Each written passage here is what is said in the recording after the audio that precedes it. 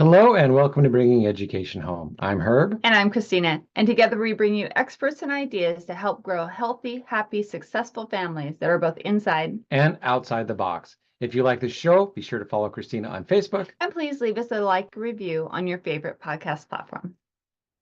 Today, I have the pleasure of introducing Flint Anderson. Flint, a Western native with roots in New Mexico and Texas, now thrives on the East Coast with his wife, Des. Leaving the corporate world in 2004, he embarked on an entrepreneurial journey, leveraging his .com and sales expertise.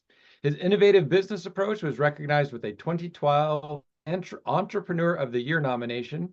A committed community leader, Flint serves as vice president of the Leadership Clay Council and supports children in the foster system, including adopting for children. A mentor at the Florida Youth Challenge Academy, he's also a voracious reader and the author of The Manual and Any Idiot with a Hammer. Flint dedicated himself to elevating others' lives through coaching and his podcast, The Old Man Energy. Outside of work, he enjoys camping and traveling and spending time with his 7 children and 7 grandchildren so far. Welcome, Flint.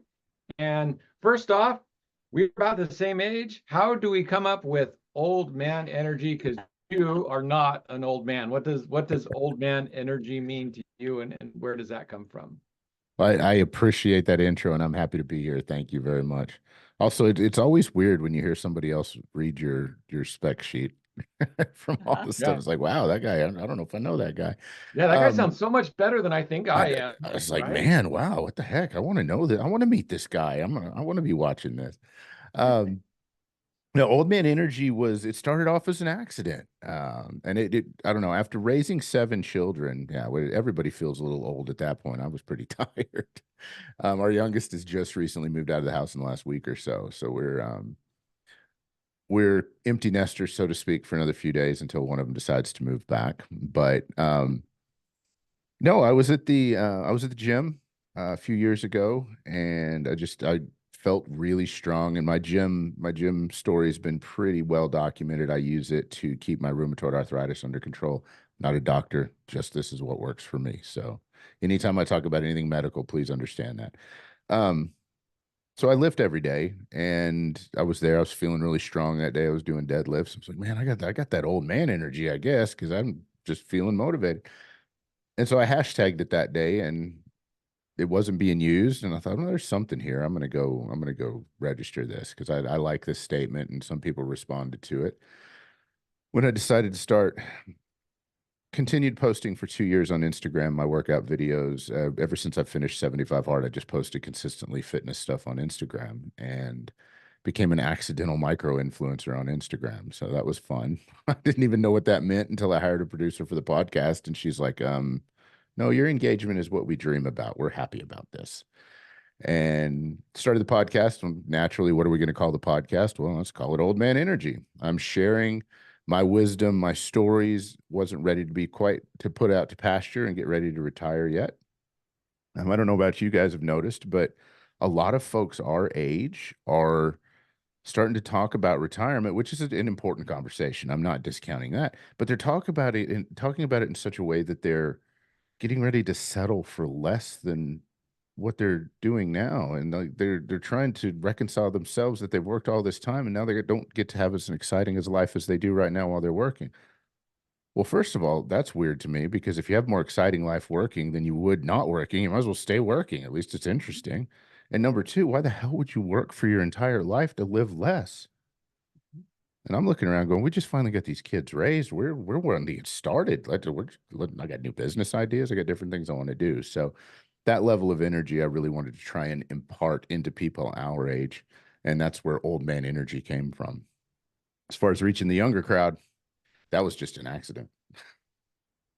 I absolutely love it. And I so resonate with that because, people look at me and they're like, wait, you were in the classroom for 27 years and now you're starting your own business. It's like, yeah, I'm not too old to do something new, to do something different. It's time to, put my experience to work, kind of like you. Take the experience and give it to people and help people move forward.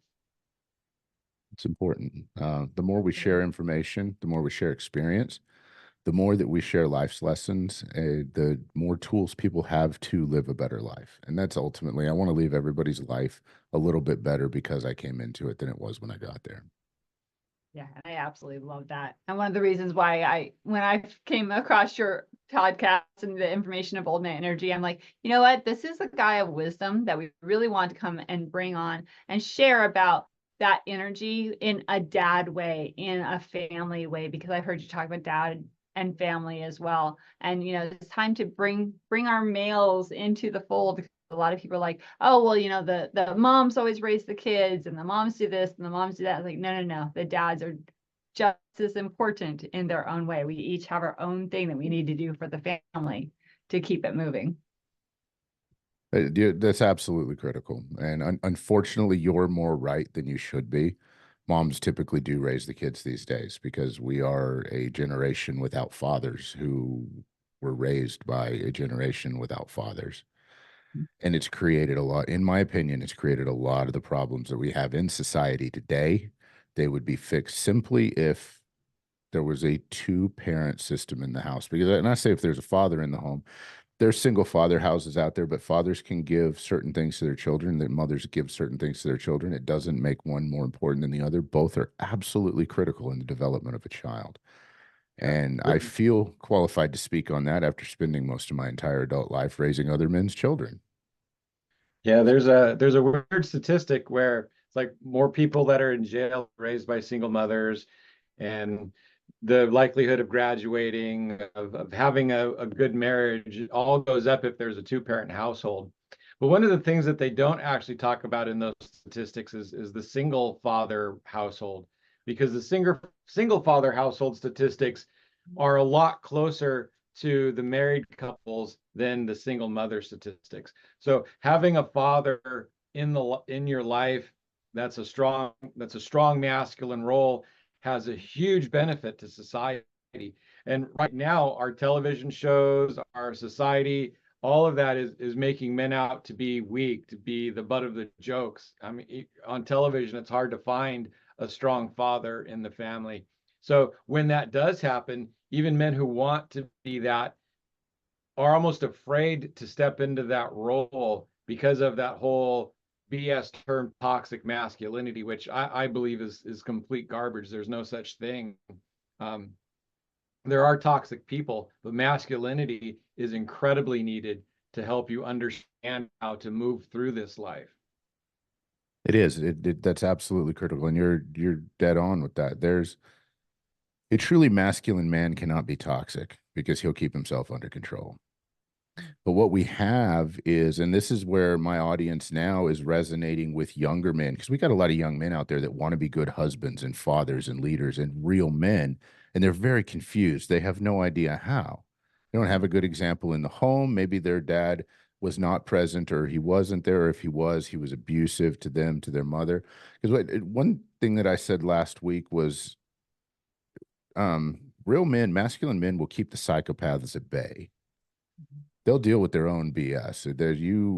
There was a time in this country where if you were found out that you were abusing your wife or your children, the police didn't often get called. The guys in the neighborhood dealt with that, or your family, or the guys in your family dealt with that. That kept it at bay. Now you have a weak man who was raised to be a weak man, or who was a weak man and didn't even know what masculinity is, will pick on those that are weaker than him, which is typically women and children. This is where the tyrants of today are coming from. And some of them choose to be that way. There are some people out there that are evil. Like you said, there's just toxic people. There's some people that just want to watch the world burn. But as a general rule, you've got a lot of men out there that are very confused, and they've never been sharpened against that acts of other men. And as a result, you have, I don't know, there's weak men. You got men that don't know whether they want to be a man or a woman. They get women pregnant, but they run away. And you have a lot of masculine women because they don't feel like they can be truly feminine because there's not a man around to bring that out in them. They don't feel safe. That can be a rant for an entire podcast, but I'm going to leave that statement there. I completely agree with you guys. Yeah, you and I actually talked about that a little earlier today on a different podcast. I was on your podcast. And And we talked about how there aren't any men's spaces for men to get together anymore. Like it used to be the Boy Scouts, but then so many women started into the Boy Scouts because of single motherhood, because they were the ones available, that the men lost the ability to basically check each other in the presences, because even one woman in a group of men is going to change the way the men talk. It's going to change the way the men act around each other. And so to hold other men accountable, if there's a woman around, that doesn't happen the same way. And I don't necessarily blame anybody. It's just kind of the way things evolved. But we also need to get back to a place where we have more men's groups, we have more men's spaces. We start for it to be okay for men to get together and to counsel and hold each other accountable. Because like you said, a lot of them don't know that they're suddenly the strong one in the relationship, and they start to abuse that power because they've never been shown the right way to handle it. And so I understand what you said. When we first got together, there were times where I wasn't necessarily all that pleasant to my wife because I had never been in a position of power. And my mom and dad both stepped in and is like, well, you say you love her, how come you're acting this way? And I'm like, wow, that hadn't sunk in, that hadn't made sense to me. And once that was pointed out, then it's like, okay, yeah, that's not who I want to be. And these men nowadays don't have anybody pointing that out to them because of fear, because of the loss of space, because it's not being talked about. It's not being shown on television or anywhere. We need other guys to call us on our bullshit. Mhm. Forgive Well, forgive let's me, talk but about that a little bit. So here we have two masculine guys who are excellent dads and excellent fathers. And let's give some advice out there. If we have a dad listening in the future or now, what would you tell them? What's something that you think would be something that they can do like every day or every week to really help bring this forward? So go ahead. What's something that you would have them do or focus on? would be a couple of things. When you spend time with your children, be really present with them. Mhm. Be there. And that's true for male children or female children. When you're with them, just be with them. Don't be on the phone. Don't be thinking about anything else. Have the time to be with them. And one of the things I teach is how to do that and how to leverage your time so you make sure you spend quality time with your family. Another thing is listen to them. Truly listen to them without waiting to respond and knowing what you're going to say so you can lecture them, but truly ask them questions, listen to them, and find out how they're feeling. They'll tell you what they need. Yeah. But we all too often we discount our children. We think we're there for their feelings, but we discount their opinions because we know that they're inexperienced. Well, the only way they're going to get experience is by working through their inexperience and trying to figure it out. So be there for them, listen, and let them do dangerous things safely. Let them do stuff that scares you. Let them take risks. Men, especially boys, the adrenaline needs to be there to develop their testosterone. Again, I'm not a doctor. I truly believe we'll have stronger men if they get out there and maybe they break an arm every once in a while, or you know what, they fall off their bike and they get up and they cry because it hurts, and let them do dangerous stuff safely. And that goes for boys and girls too. That's a little more present for boys, but you're not going to have to try that. Boys are going to find all kinds of crazy ways to do dangerous things. Unless you have an overprotective mom, because it's one of those things where one day we were at his parents' house and there was trees all over the place because of the forest. And he looked at our boys and he said, okay, go climb a tree, go do something, go have fun. And they looked at him and was like, climb a tree? Mom won't let us climb a tree.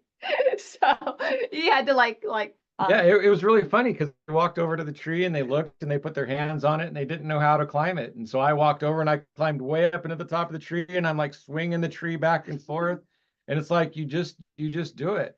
And I didn't we I grew up out in the woods and my kids grew up in the city. And so they didn't have that kind of duality or that understanding. So I had to teach them how to climb trees. And then once I did, it was hard to get them out.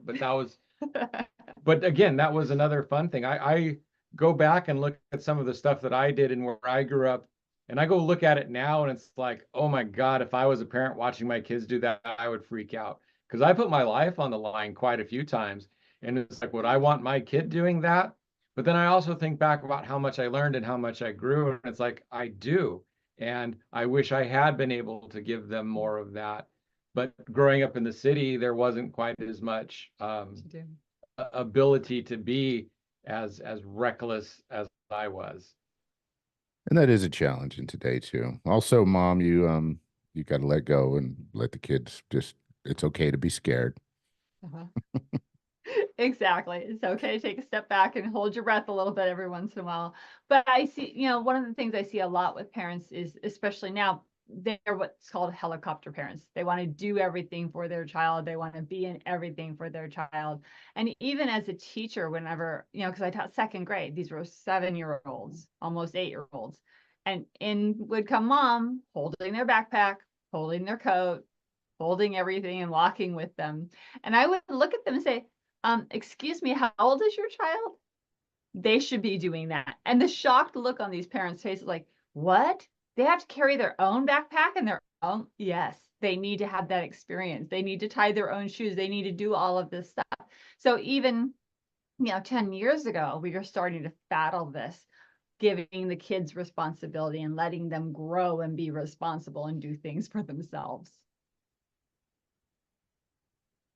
It's critical. They got to make their own choices. They've got to make their own mistakes. But watching them walk off that cliff and climb back up and go, okay, well, I'm glad I got that over with, is a learned skill. And that's a learned skill that we take into adulthood. But it's hard. It's hard to watch your children fail. But it's the only way that they're ever going to learn that. And one thing in the education system is that we teach that mistakes are bad. We got to get an A. If you get marked down, well, it's made a mistake. You shouldn't do that. It should always be perfect all the time, instead of, okay, make a bunch of mistakes and just get up and fix them. That's not rewarded in the regular education system today. And as a result, kids are afraid to take risks. They're afraid to fail. Not really, because they think that's the end. They think it's over with. Instead of, okay, well, you have infinite shots on goal. You just got to keep trying. There's nobody keeping score. Yeah, it's not just kids these days. It's the young fathers. It's the young men that are becoming dads and that aren't stepping up, that aren't taking these chances. They've never had this opportunity to do the learning. And so how do we start giving them these young men, if they don't reach out, how do we get them to reach out? How do we get this message to people that there is this help out there, that we do need these masculine men, that it is okay? Well, we leverage their world towards them, which social media, everybody, it's real easy for folks our age to get on there and just bitch about everything. Oh God, these kids today, they're not one to do this, they're not one to do that, and they spend too much time on the internet, and we live in an echo chamber because their social media shows them what they want or this or that. Well, there are points where they go searching for things, and if the content is there to be found, then it'll be there. So one thing that I've done is, you'll find me in every different kind of media. You find me in podcasting, you find me on TikTok, you find me everywhere with a similar message across the board. Um, I have just recently completed another book called Momentum Matters, and I'm giving it away for free to anybody that asks for it.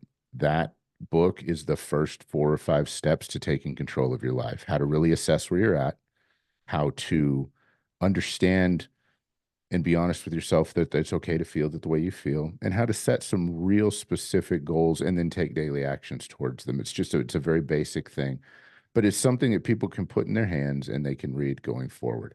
Because as you and I talked about earlier, Herb, getting men to admit that they need help is a big challenge, and then getting them to show up for said help is another big challenge, because, oh, we're supposed to be men, or our vulnerability has been weaponized against us, which is an even whole another more terrible subject, or we just simply don't know how to interact with each other. But if the message is there, if the message is out there, then we can get men started talking to each other. We can get people started talking to each other. Did a men's health seminar on Wednesday of this week and had an incredible response. I had 5 or 6 people, and it was very interactive. We had a couple of females, we had a couple of males in there, because women need to know how to talk to their men too. Women need to know how to talk to their young boys so that they don't they emasculate them accidentally. And that's a topic for a different time. But the response from that, because people had the opportunity to listen, they could do it anonymously, they could go in there and listen and take away what they wanted. And the response from there, I haven't had time to get through all of the questions or all of the requests since then. So it's been there's an audience out there that's hungry for it. They may just not even know. But just being there, talking on platforms that you don't normally talk on, and talking in spaces that you don't normally talk on. I mean, it's easy for me to talk in an education space because of all the kids that I had, but I'm not a teacher by any means, and I don't want to be. I admire you that you did it for 27 years. I don't think I could do that. No, I don't think. I I couldn't do it. know I couldn't do that. No, there's a lot of power in that. Well, So you said that that would be a topic for a later time, but that's actually a really great topic for now Fine. because we do have a lot of women who are in the process of homeschooling their children. mhm. What are some ways that they can keep from accidentally emasculating their boys? How do they start talking to them at a young age so that they can become strong men? What are some tools that you talk about not emasculating the young men, their young children? The first thing I'm going to suggest, no, the first thing I'm going to say, because this is absolutely true, is going to sound backwards. If you're a single mother and you're raising boys, you need to make sure that they absolutely understand that they are not the men of the house. Mm. Because they will assume that role as soon as you let them. And if they do it too young, it will create some severe psychological issues as they get older. And it happens. We see it all the time. I mean, I was one. My mother was a single mother. She couldn't afford to pay the babysitter. I started watching my sisters at 7, 8 years old. And I was proud to do it. Yeah. But that took away a lot of my childhood because of that additional level of responsibility. So the first thing I'm going to tell you is don't. Make sure that they know that it's a safe space to be, but that they're not responsible for solving these problems, because that helplessness that they would feel otherwise is just terrible. The other thing is let them do hard stuff. Crack the pickle jar a little bit and then hand it to them and let them open it for you. If there's something that they can do for you, make them open doors, and not make them, teach them to open doors for you. Teach them to open doors for their sister. Teach them to open the car door. Make it a sense of pride. Start teaching them not only manners, but how men should treat women. And you can even make a game out of it. But that's the foundation of learning what true strength is, because true strength is not always bashing something with a hammer. You don't have to teach them that. They want to do that. That's easy. Just give them the opportunity. But teaching them to be strong and kind at the same time, yes, I'm the one that definitely has to open the pickle jar. That's my job.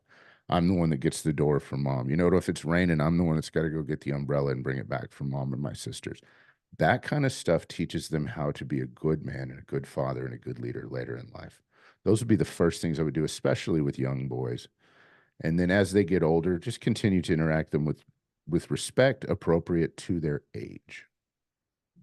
I absolutely love that. And I know that, some people are like, oh, the ladies don't like the doors open for them. And I'm going to call BS on that, because I so appreciate it when my hands are full, when I'm rushed or whatever. It's just, like you said, it's a sign of respect. And ladies, you need to let that sign of respect be there for you. It's okay for a guy to care for you and open a door or open the jar of pickles or go get the umbrella. This guy drives me around most of the time. He's like, I know you can drive and you're a great driver, but I like driving you around because it's me showing you I care for you and will take care of you. I was going to say, when you said if my hands are full, it's like I try and make her forget how to open doors. Yes. It's like I'll go, there's times where she goes to church and I'll drop her off and then I'll come pick her up afterwards. When I get there to pick her up, I get out of the car, walk around, open up the door for her.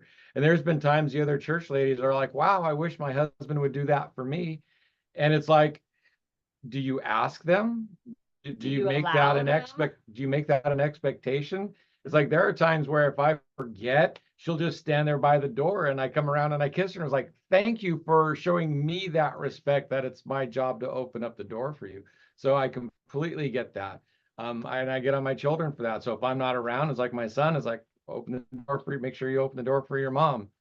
And we went on a boat once. We went on a cruise, and my youngest son actually went around opening doors for people all day long on the boat and just had a big old kick out of it. And some of the other passengers came up and mentioned that to us about how polite and courteous my son was walking around and open doors for people. It's awesome. That's on it. This is a message to all of you ladies out there. If you get offended because I open a door for you, I don't care. That's about you. It ain't about me. Mm-hmm. Yeah. I'm going to open the door. Yeah. I'm not going to alter my behavior and the way that I show respect because you choose to get irritated about something that realistically can either mean something or mean nothing to you long term. My wife's one of the most dominant people I know. She hasn't driven since the beginning of last year. And before that, she couldn't tell you the last time she put gas in a vehicle. Mhm. Because that's something I believe is my responsibility. It's my boy's responsibility. I'm about to be gone for a week on the road. I've got to go back west to take care of some stuff. And my sons and I were getting together. It wasn't even a matter. We have another vehicle in our driveway. My wife can drive. She's licensed. There's nothing wrong with her. She's probably a better driver than I am. But we were all just planning out to say, okay, well, I need you to come by and check on mom here. I need if groceries need to be brought in. And it was such a natural thing with my adult boys that it was just like, okay, well, mom's gonna be here by herself. So I'm gonna come check on her in the morning. I'll check. Somebody, I guarantee you, out of my boys will be here every day to make sure their mom's okay. And And that I is may get amazing and beautiful. it is. And I get frustrated with my boys sometimes. You know what? They're not perfect. But every single one of them has those ingrained um, just behaviors. And one of our sons, and we talked about this a little bit earlier, one of our sons is estranged right now, but he still even has those ingrained behaviors as far as I'm sure he is still out there being the man that he believes he needs to be. So it's it should be something that they take with them. That in my opinion is more valuable than any other lesson you can teach your kids. Absolutely. And I love that whenever, Herb works with a young man, because he's had the opportunity, he talks about why opening the door is important, just like you did. And then another one that a lot of people don't know is that the guy is supposed to walk on the outside of the sidewalk when you're walking down the street. And you start Yes. thinking about the history of that or the protectiveness of that, it just makes sense. And I love when that kind of stuff comes up because the young man he was working with, his eyes got wide. It's like, I never thought of that. And yeah, granted, it might be coming from older times, but it's still very valuable and valued at this time as well. And that it what's necessary too. Mm-hmm. We need to we need to show each other mutual respect. Yes. And that's what leads to long-term commitment, and that's what leads to long-term love. That's what leads to long-term marriages. It's not love is not a pit that you're just walking down the street one day and all of a sudden you fall and you look up and you go, oh crap, I'm in love. Oh, okay, I'll deal with this. And it's not the initial lust that you have, and I don't mean lust in a bad way. I mean that initial attraction, and there's no other right word for it, but that fades after a while, and you got to have something left, something of substance. Well, what's that? It's the thousand things you do every day to meet somebody else's needs on their level, not necessarily yours.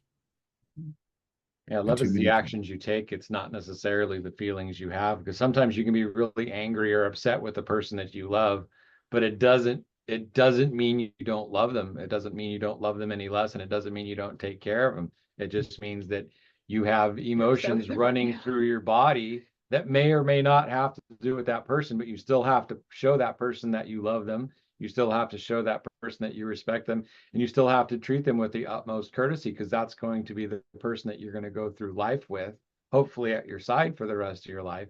And if you let those weird emotions that pop up once in a while detract from your actions of love, then that can damage that relationship, and it can make it harder to move through life with that person. So that sense of respect and love as being an action as opposed to being a feeling is something that I try and teach people as well.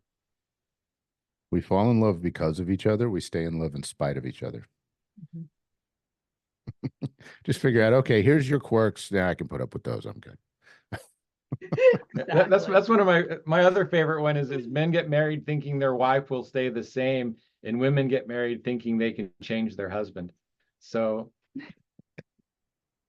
Yes, that's very true. And you know what? We sometimes will change for the better, and we grow together. That's the point. We don't sit there staring at each other's eyes and not moving. We should be standing side by side, moving forward. Both yeah, of us handling different but significant parts of the journey. yeah, and then you start complimenting each other and growing into each other's soft spots so that you can become a unit. So another thing I say is she's her. This is her own person. I am my own person, but there is also this we. So there are three people sitting here. There's her, there's me, and there's we. And the we is stronger than either one of us. That sounds like a very good description of a healthy relationship. Mhm. Yeah. There's far too many people out there, especially young people today, that think codependency is actually the real relationship. You have to keep tabs on the other person. You have to give up everything else in your life for the other person. You have to exclusively stay with those people. We see it over and over and over again. It's very frustrating. That level of control, in addition to being very toxic, is absolutely exhausting. Mhm. Trying to keep tabs on somebody else that much because there's no lack of because there's such a lack of trust. It's just disgusting. So let's talk for a second. Maybe we do have that, what they like to call them tweens now, the 11, 12-year-old. They're almost teenagers. And we haven't had these good conversations. We haven't been instilling these values and things in our young men. How do we get started? Because they're at that age where if you try to push too much on them at one time, they're like back. I was like, well, wait a second, I want to do something else. So what would you suggest? How do we get started if we haven't started from when they were young, when it's most critical to get started? Um, well, what's that they say? The best time to start was 20 years ago. The second best time to start is now. So there, speaking with junior high age children is a challenge because they're just starting to get flooded with the hormones, the emotions. They don't know what's going on. So a lot of times they just stand confused. Mhm. And it manifests in some really odd behaviors. So even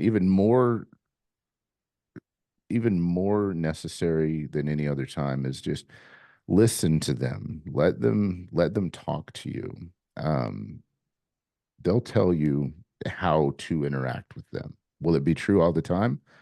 No, I'm convinced children go psychotic around 12 and they just don't go sane until they're around 28. But that's that.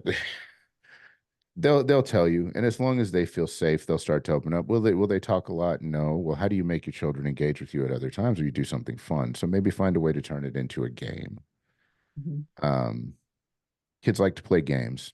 It doesn't matter how silly the game. We all made them play the quiet game when we wanted to have some peace and quiet in the car, or guess the license plates or whatever. They may have found it was fun. So find a way to make it a game.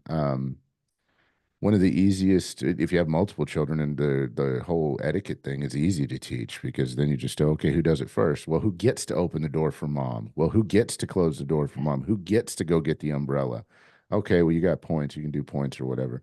Another way to get through them and start making it a game is set the dining room table. Start teaching them what that stuff means. It's going to do a couple of things. One, it's going to make them spend time together. Two, it gives them a safe space to talk to you. Three, a lot of us don't eat dinner together these days, and just the way our lives are is a challenge. But four, it's also going to teach them how to eat in public. So that helps. And I see that too as a gross lack of manners as far as I love that. so you start with small things Mhm. and grow from there. If you have a boy who is coming into his own as far as a 12 or 14-year-old, you got to have some really difficult conversations with that kiddo because he's starting to discover feelings. And I joke about it now. I say I've liked girls since I figured out I wasn't one. Well, this is the time that they're figuring out they're not one. And everything's fascinating and everything's brand new, but everything's also very confusing. That being said, the testosterone's starting to spike, so they're kind of aggressive. So in my opinion, with a boy, the best time to have a good heart-to-heart discussion with him is after you just absolutely run the piss out of him.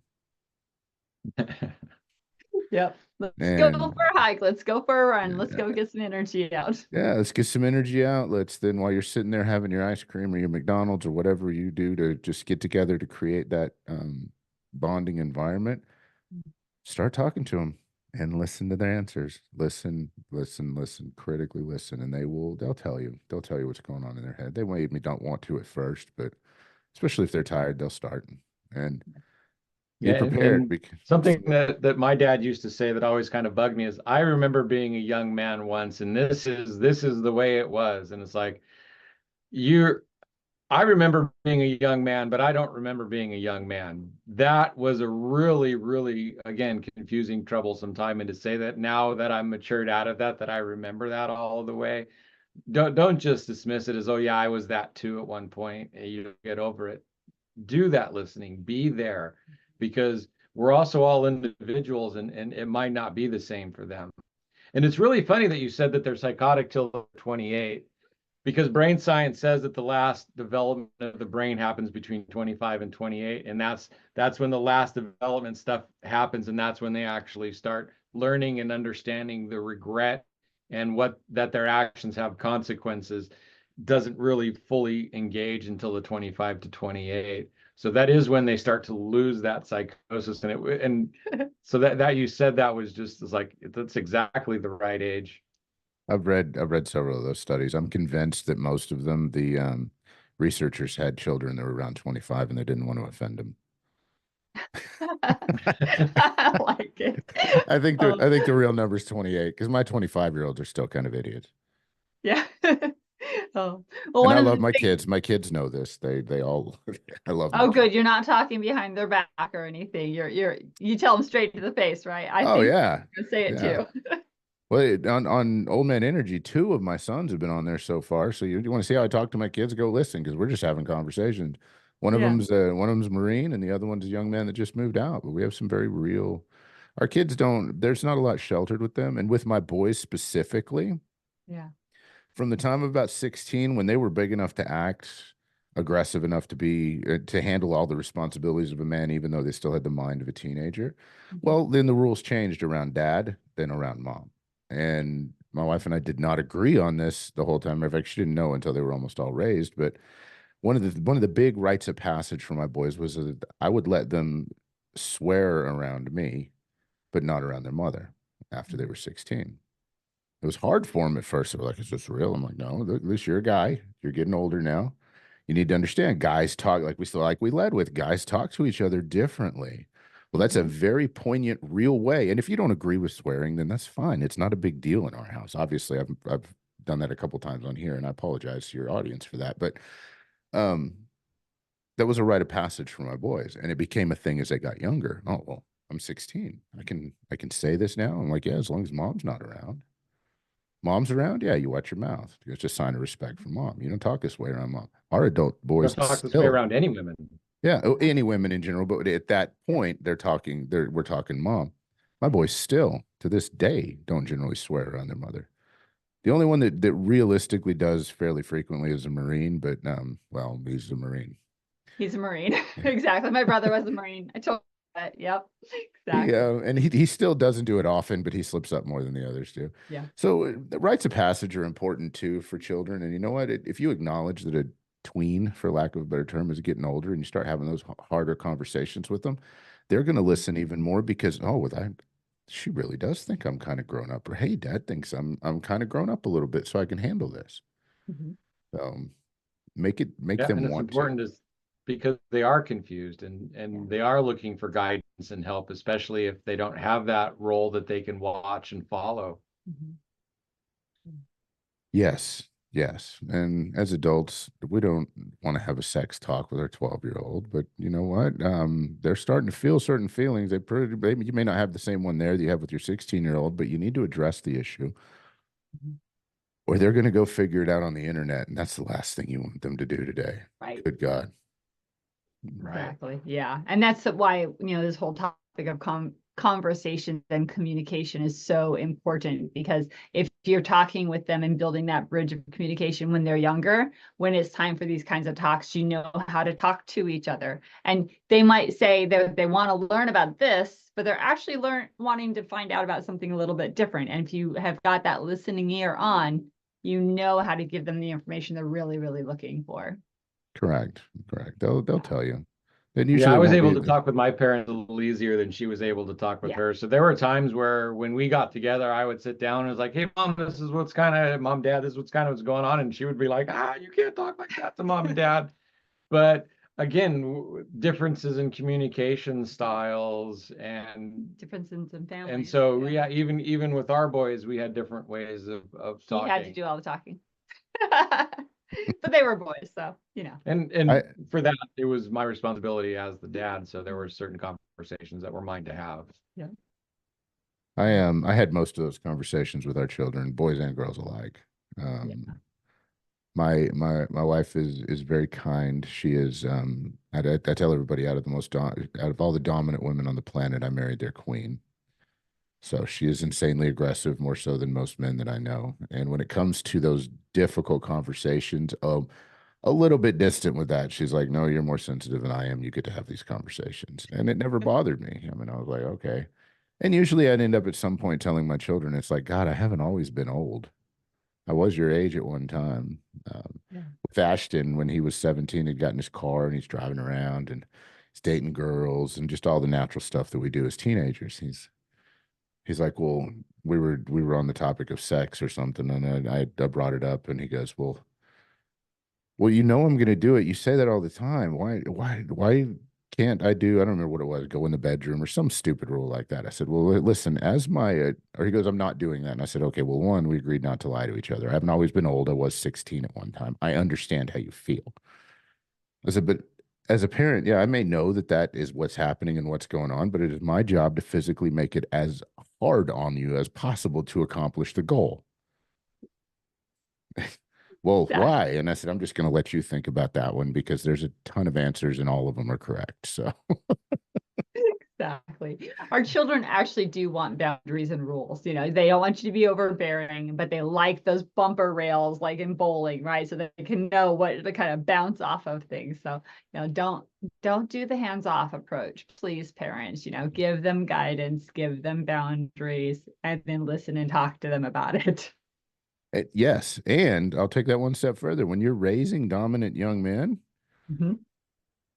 you still have to enforce the boundaries. But man, don't do it in such a way that stops them from being dominant young men. It's real Mhm. easy to look at him and go, yes, I want you to be raised to be a dominant, strong young man, but only after you're out of my house. Until then, I'm going to put my boot heel on you. That makes no sense either. Boundaries are there for a reason, but expect them to push them because they need to be able to push the boundaries and get consequences in a safe manner. Mhm. Because at our age, we know life doesn't give a rip about your feelings. And it doesn't give a rip whether you succeed or fail. It'll let you starve. It punishes you first and expects you to learn the lesson later. And if you don't learn the lesson, life doesn't really give a rip about that either. It'll continue punishing you till you do. Yeah, consequences. You know, just because you can do it, you can do Doesn't it, mean you should do but it. there will be consequences. And you know, you have your boundaries, there's societal boundaries. If they cross the societal boundary rules, there's consequences there too.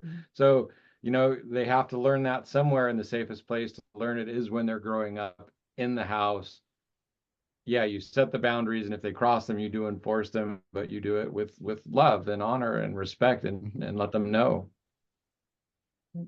Flint, this has been a wonderful conversation. I want our audience to make sure that they know how to get a hold of you because you have some more wisdom to share. You have a podcast, you have other things. So let them know how to get a hold of you so that if this is resonating with them, they can reach out to you.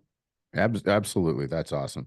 Well, you can find me on all podcast platforms at Old Man Energy or The Old Man Energy, depending. Basically, if you Google search for that. On social media, uh, Facebook and Instagram, I'm Flint Rock on there with a PH. And that's been my social media handle since the bulletin board days. And there's only a few people out there that know that. That was it's been a long time. It's been a long Um, time. yeah, you can find me at oldmanenergy.com and definitely I mean, send a message here whenever this is posted up. I'll keep watching that, and I do have a good team that helps me stay on top of social media. If anybody wants a copy of Momentum Matters, then just shoot us a message wherever that just says Momentum on it, and we'll get you a copy of that out to you. And if you want to continue this discussion, I'm open. Send me a message. The only thing I could say is I get a ton of messages. So please, I will respond to you eventually, but sometimes it takes a while to weed through some of it. And you said you do coaching as well. What kind of coaching do you do? I do lifestyle. I, I hate the word lifestyle coaching Uh-huh. Right. because it It's sounds like sitting on it's a a beach catch-all, somewhere in a life coaching. Hawaiian shirt. It's like, I'm a life coach. Everybody seems like they're a coach these days. Listen, I've been a mentor for most of my adult life Mhm. because I've always looked at something, I always learned something for teaching. So I did business consulting for a while, which I still do. I run the $750,000 mastermind, which teaches entrepreneurs and business owners how to scale to seven figures and beyond. But what I found in business coaching and consulting is that you can have a successful business and the rest of your life be falling apart. You're not spending time with your kids, you're not spending time with your family, you're 30 pounds overweight, just all of those things. So I transitioned into mentoring and into just life coaching in general, where I will help you with your business, but I'll also help you just get well-rounded in those other areas so that whenever you do become successful, and we all look at it incorrectly, in my opinion, we already are successful in our own right. We're either good at negative behavior, we're good at positive behavior, but we're good at something and we're fairly consistent with it. Mhm. But you want to be, whenever you get the business and you get the money and you get your stability coming in, you want to be able to spend the time with your kids and you want them to like you. You want your wife to still be in love with you or your husband to still be in Yeah. love with you. I don't discriminate as far as men's only coaching or women's only coaching. It doesn't matter. That particular piece of it, I'll mentor anybody because these lessons are universal. Yeah. We are working on putting together an Old Man Energy men's group that will be exclusively for men. It'll be a safe space for men to come in there where we can talk, similar to what Scott has done with the Brotherhood of Fatherhood as for fathers, but it's going to be on a little bit more of an aggressive level because I want men to be able to come together and just develop that camaraderie that we've lost as we've gotten older. So Right. definitely coaching for anybody that wants to improve their life. I will give away my first 3 lessons that I teach absolutely free. So Yeah, I do something similar and I call it you coaching. I'm not coaching you to get anywhere. I'm coaching you how to be a better you. How to yes, so Right, There you go. because you've got your life, you understand the life, you've got your business. It's like I'm not trying to get you better in business, but in that you've kind of lost touch with some of the important things in life and how to be here as yourself. And if you can come back into yourself and you can become happy with yourself, then everything else improves in your life as well. So I kind of call that you coaching. I like that. I like that term. That's nice. And the nice thing about it is there's going to be clients out there that are going to resonate with me that won't resonate with you. And there's going to be clients out there that will absolutely despise the way I present my message of myself, but they'll resonate with you. So it's important that we all get our message out there and that we all work together because it doesn't cost me anything. If I have a client that doesn't gel with me, but I think they'd be good with your personality to send them to you, what's the ultimate long-term goal here? The ultimate long-term goal here is to help as many people as possible, as much as possible. Exactly. Yep. And if Thank you're you doing it so in an much. ethical way, if it's not you, then there's going to be somebody that's a better fit and you send them that Yeah. way. I do the same thing. So Yes, it's the same thing in any business as far as that goes. The number one thing you want to do is know who your competition is because not every client's going to be a fit for you. Mhm. Exactly.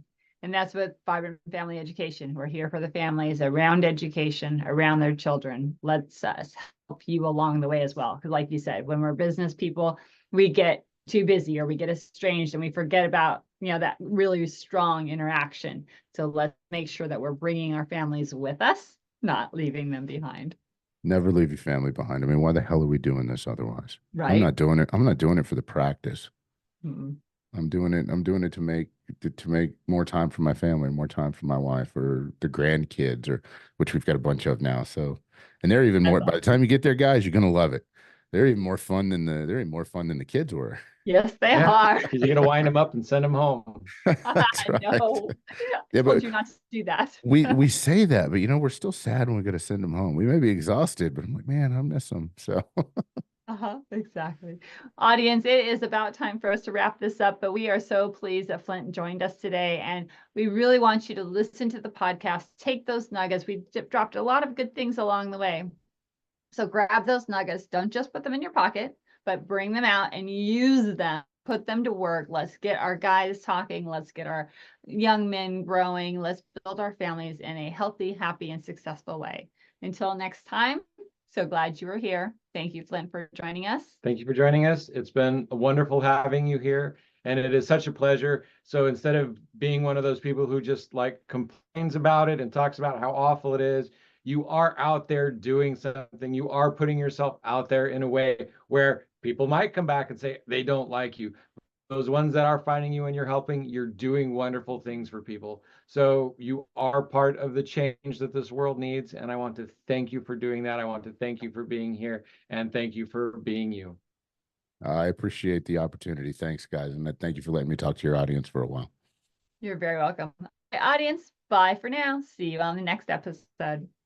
Peace. Hello and welcome to Bringing Education Home. I'm Herb. And I'm Christina. And together we bring you experts